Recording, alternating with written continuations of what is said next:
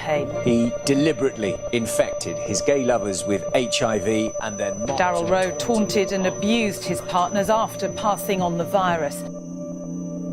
Went on Grindr and started chatting to Daryl. We exchanged some pictures, as you do, and welcome back to our YouTube channel. So tell me, how do you come out of this? Because here is a guy who's looking for love and then he goes online to look for an online date. Then luckily the guy meets a date. By the way, the entire thing revolves around gay relationship. So once they've hooked up online, they exchange contacts as usual and then they start chatting. And then even at some point they start even exchanging pictures of each other. And during the process of chatting, they decide that they should set up a link up. And this horror story, because that's how we're going to call it, happened in the UK between a guy called Lenny and Daryl. So Lenny is the guy who's looking for a date and the date is Daryl. And the whole time when they are talking, this Daryl guy has some ill motive. And this is something that he's been doing over and over, because later on, over 24 men came out to claim that they were also infected by HIV.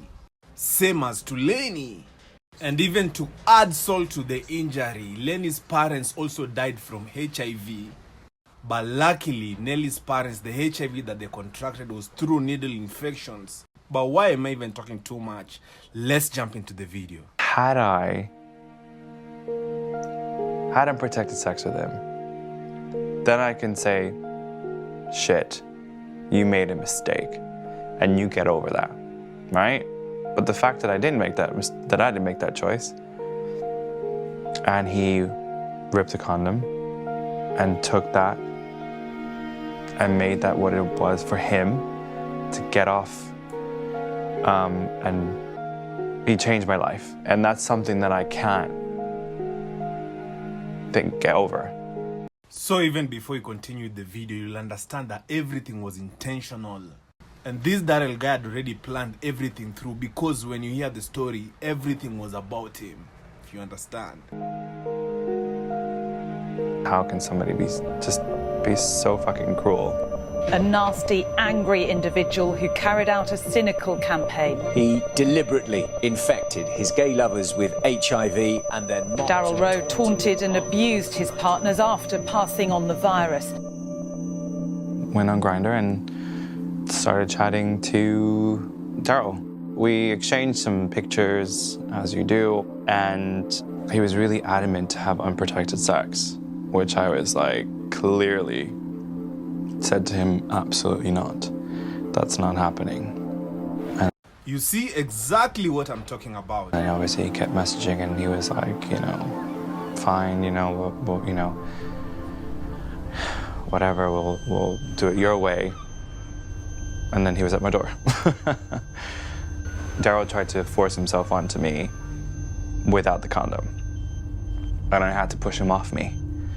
And basically, you know, say to him, that's not what we agreed on. And then I was very, very, very stern with him. I was very like, if you don't, then you're leaving, like getting out my house.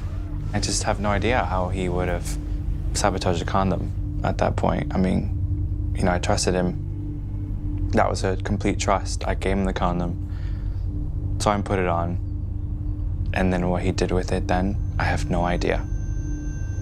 Absolutely no idea. So apparently what Lenny is saying, that he gave Daryl the condom. And it's like Daryl did wear it. And also from this, I think Daryl was the man in the relationship.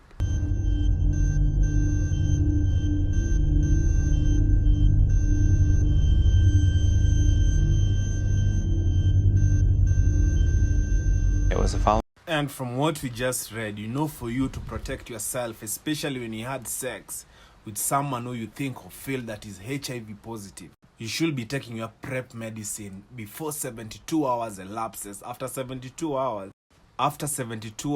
then time has passed, so you'll just have to live with the AIDS. So Daryl knew all about this and he didn't tell Lenny. So as I told you guys, this thing was intentional. Wednesday, and my phone rings, and the voice is saying, "You're gonna burn. I ripped the condom. You stupid. I got you." Eh? So someone gives you HIV and then they even call you later on to tell you that I got you, and even decide to call you stupid, bro. People are mean. It was about 2 weeks after Daryl stopped contacting me. I got really sick. I felt really ill. I got a call from the clinic and a text saying, we need you to call to discuss your results. And my friend just yelled at them over the phone saying, just tell him what it is. He's in bits right now. And then they said, you're positive.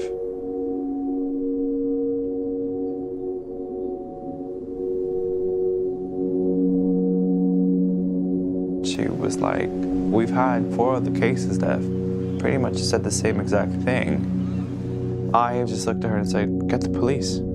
Of course, get the police. I support it 100,000%. I want to report this.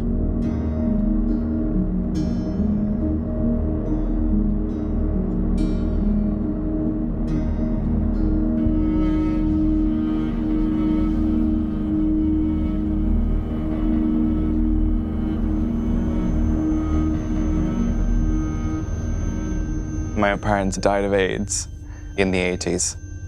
My dad was a junkie, contracted HIV through needles and passed it on to my mom. Oh, so sad, man. Poor boy. It was a death sentence then. It was a very scary time. I knew that they were going to die.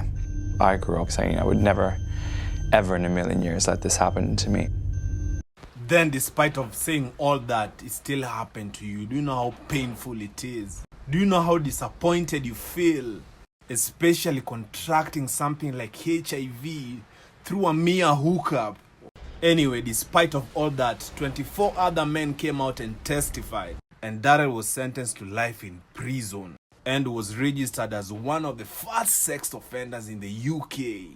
And even to add my 2 cents, this gay thing, it's not necessary. Even the Bible, the Quran doesn't like it. Anyway, subscribe to my channel and let's meet on the next video. Crazy!